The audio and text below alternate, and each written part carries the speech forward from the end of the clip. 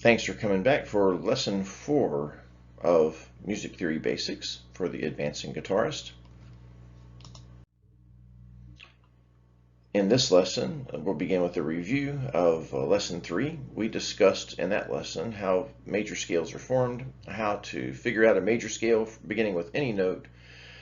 We discussed movable 1-octave scale fingerings on the 3rd through 6th strings. It was a common shape that you could move around, and you had an assignment to write out the major scales in all keys. You will need those notes for this lesson. If you didn't do them, go back and do them. Okay, got to do your homework so you get the most out of the course. There, I'm done bugging you. We'll move on. Our objectives in this lesson is to understand how major chords are formed. We'll describe chord inversions, and we will learn how to find major chords in the key of C and G anywhere on the guitar neck. But we got to begin with piano again. Oh no! It's just easier to show it on the piano. The guitar, you'll see the complications when we get there.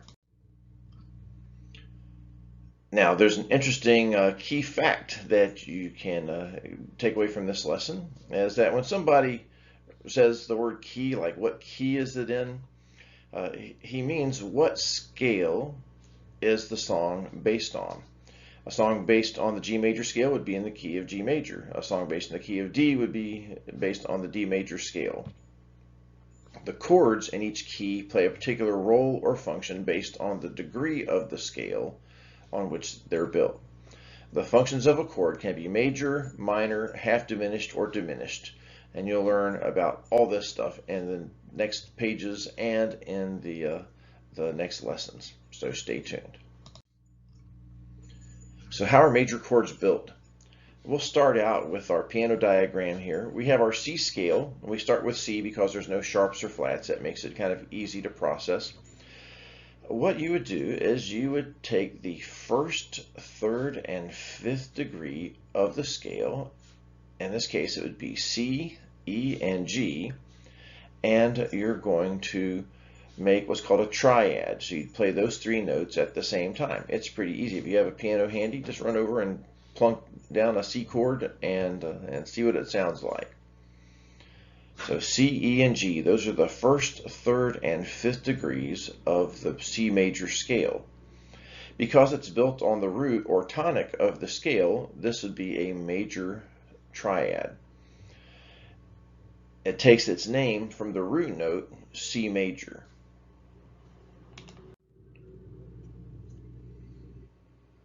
Now you can invert these chords. When you invert something, it means you flip it upside down. So CEG is what's called the first inversion.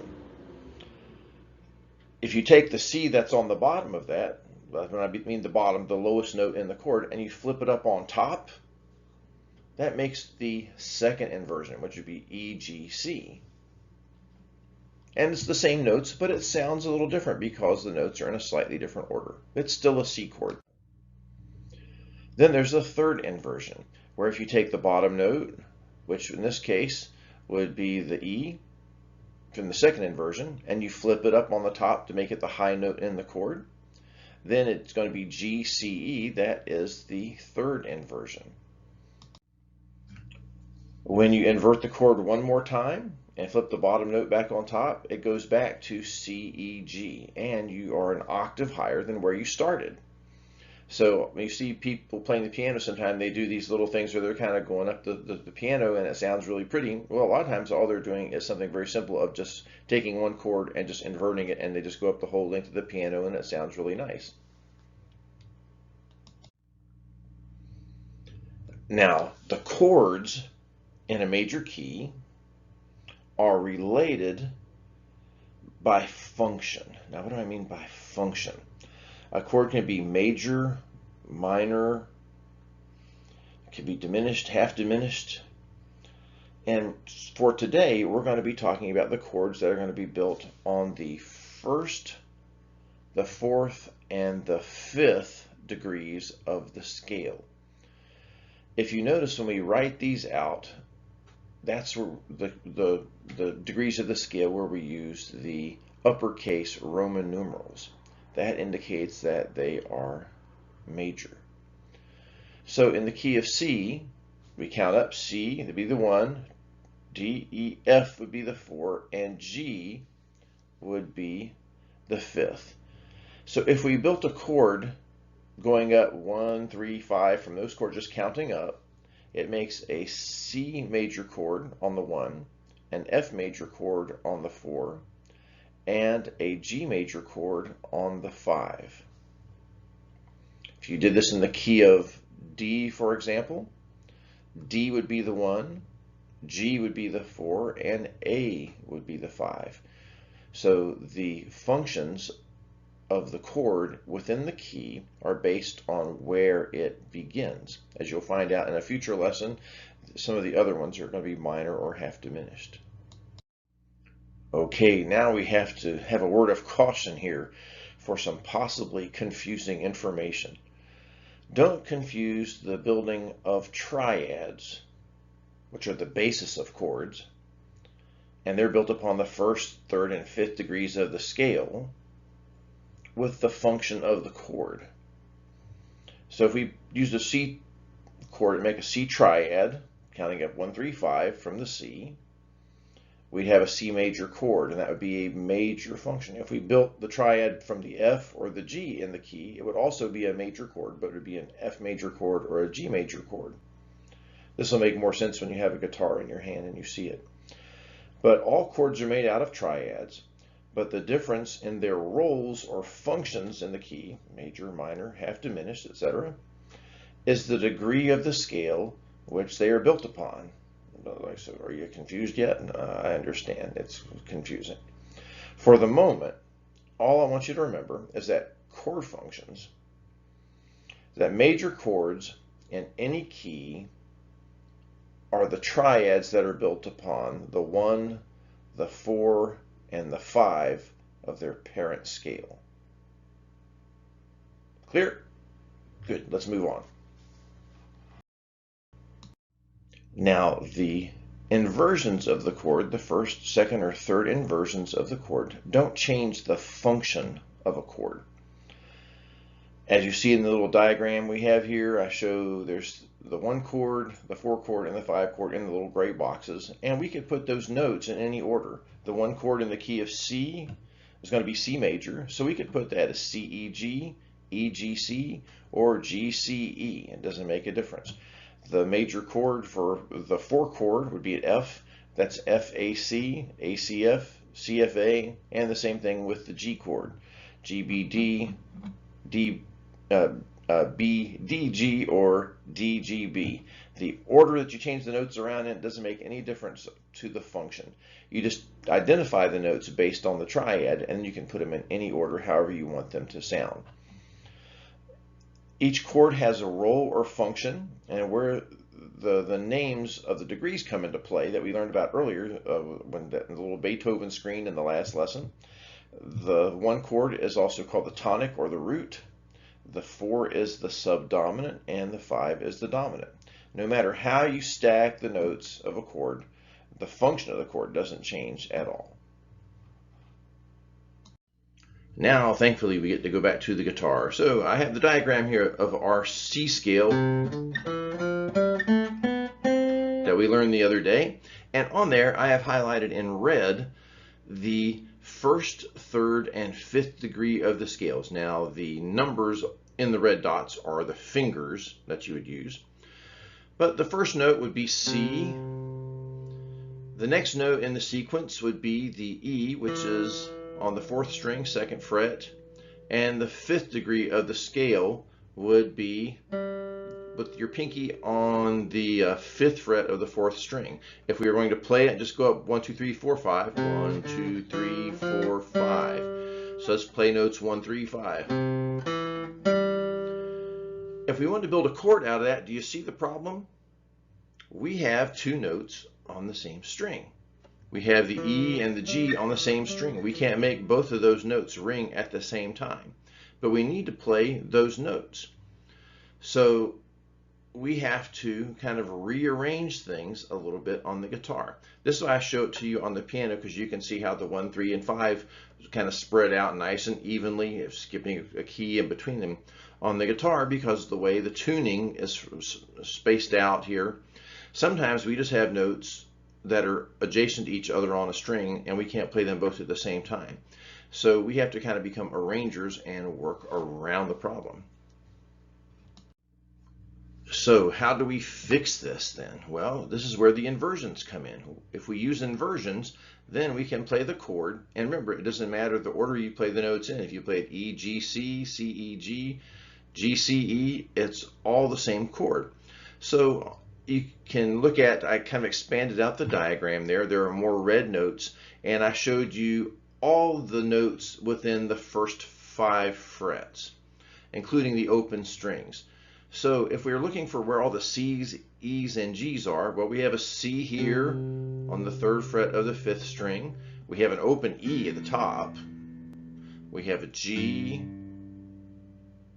We have an E on the 4th string and a G up on the 5th fret of the 4th string.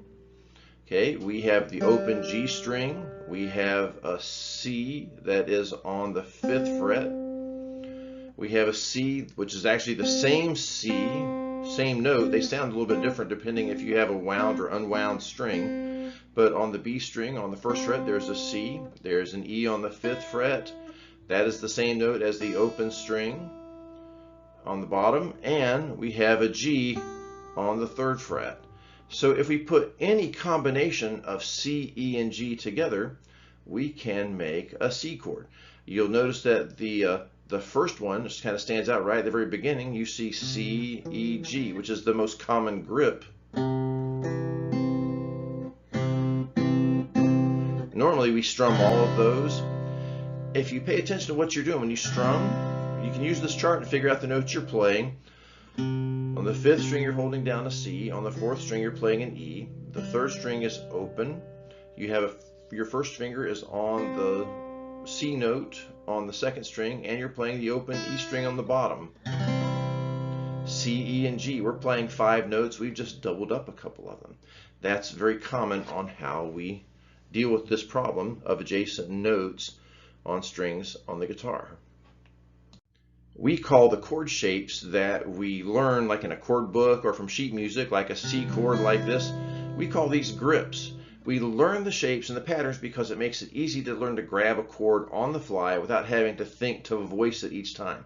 If you see a C chord, boom, your fingers kind of go to a standard shape. But you can play the C chord a whole bunch of different ways just within that position. So normally we make the root the lowest sounding note in the chord when we're strumming, if we're playing by ourselves.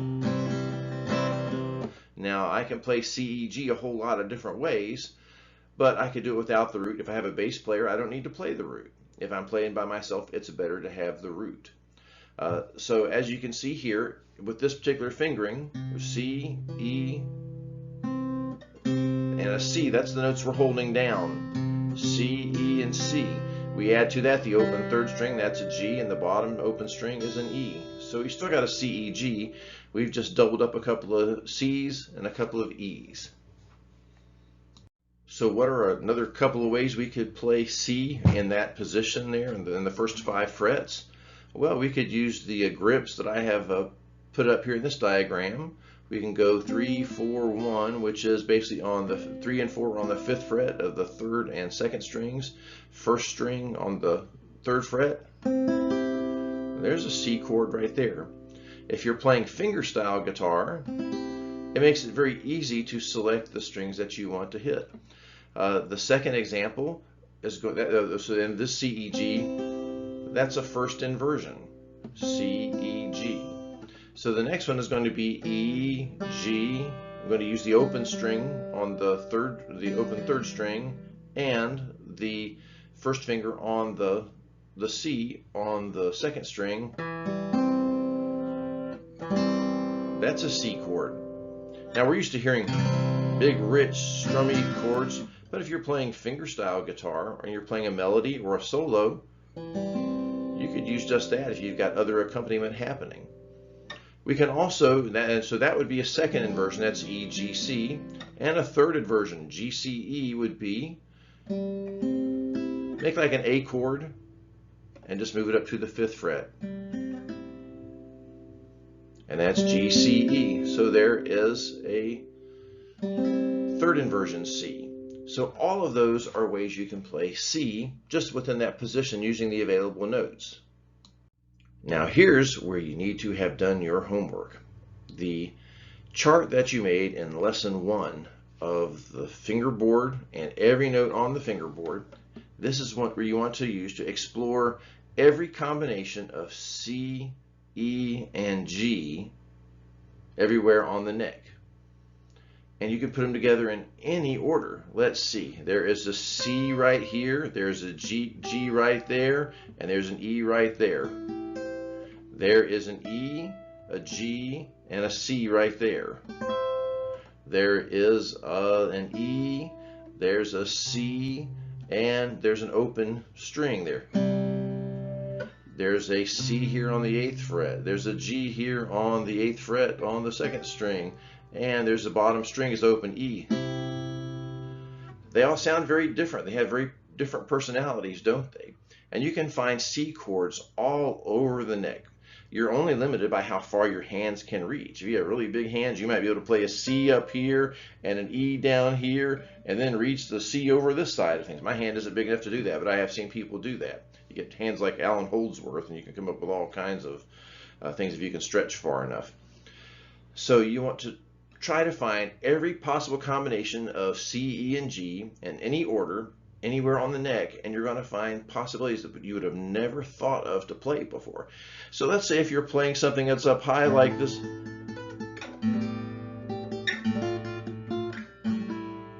Where can you find a C chord when you're up here? Well, you might be able to find one there, or you might be able to find one here. You might be able to find one here, or this one. They're all over the place. And the more of them you know, the easier it is to get around and be able to put together melodies without having to change position drastically and keep a consistent tone all over the neck. Now, playing fingerstyle guitar too, I should mention this, that if you're playing pick style, you have to get really adept with muting in order to skip open strings.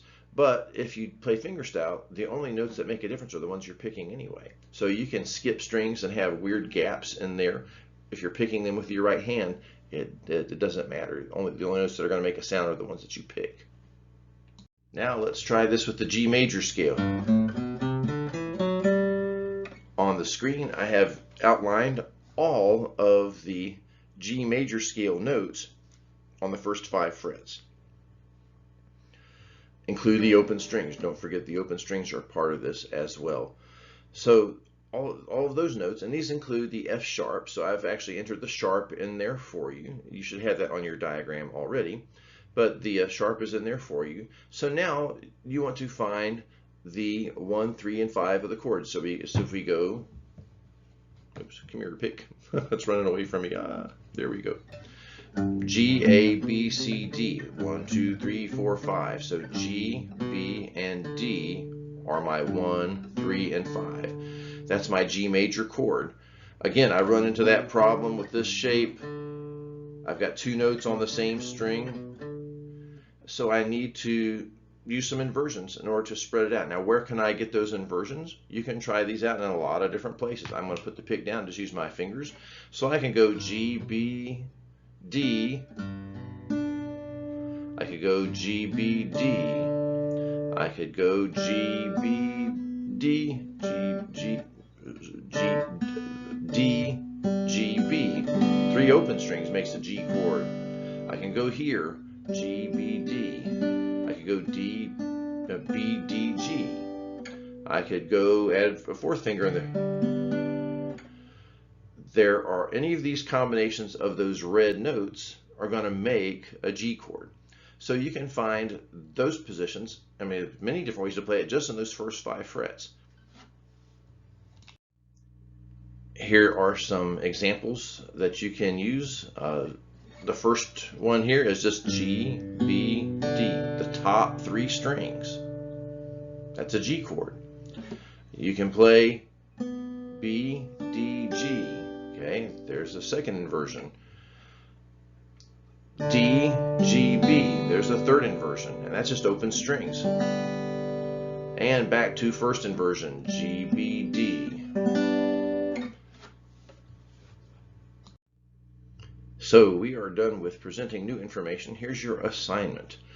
First off, you want to use your fingerboard diagrams you created in lesson 1, and you want to identify all the C's, E's, and G's to find C chords, and then you want to do the same thing for the G major chord, which is G, B, D.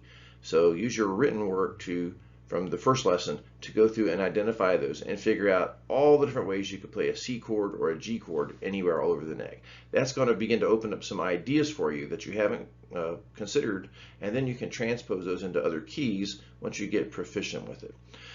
Next thing is to observe. Play the G, C chord shapes you already know and identify the individual notes. So take the grips you already know. Let's say if you play a bar chord, the G bar chord. Okay, I've got first string, the sixth string, I'm holding down a G. Fifth string, I'm holding down a D. Fourth string, I'm holding down a G. Third string, I'm holding down a B. And the bar on the third fret is holding down a D and a G. That's all G, B, D. So take the chord grips you know already and identify the notes in them. You're going to see it's always 1, 3, and 5 from that particular key. Then I want you to explore. Play connect the dots by finding uncommon fingerings for C chords and G chords all over the neck, wherever you can in any order. Have fun with it. Try to find the most radical, weird ones you can, the spread out ones, the ones with weird skips and jumps. Find the ones that are close together. There's a use for all of them depending on the situation. The more of them you know, the more of them you'll be able to use, and you'll know your way around the neck a whole lot better. That's it for this time. Thank you again for watching. Remember, take your time, practice, and absorb the concepts. Let them get in here. Make sure you understand it. Rewatch the lesson if you need to, 3, 4 times. Do the written work. Go to lesson 5 when you've mastered the skills in this one. Remember, don't take shortcuts. Plow through, get it down. Mastery of this information helps you build a foundation for everything else that's to come. All right, take care and see you next time. Bye.